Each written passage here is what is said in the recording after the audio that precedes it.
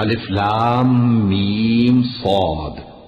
اے نبی، یہ کتاب جو تم پر نازل ہوئی ہے اس سے تمہیں تنگ دل نہیں ہونا چاہیے۔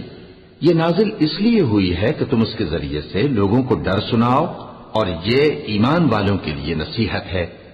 لوگوں، جو کتاب تم پر تمہارے پروردگار کے ہاں سے نازل ہوئی ہے اس کی پیروی کرو، اور اس کے سوا اور رفیقوں کی پیروی نہ کرو، اور تم کم ہی نصیحت قبول کرتے ہو۔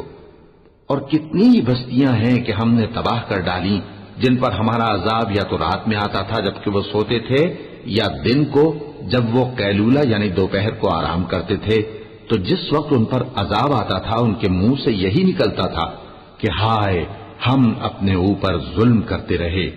تو جن لوگوں کی طرف پیغمبر بھیجے گئے ہم ان سے بھی پرسش کریں گے اور پیغمبروں سے بھی پوچھیں گے، پھر اپنے علم سے ان کے حالات بیان کریں گے، اور ہم کہیں غائب تو نہیں تھے۔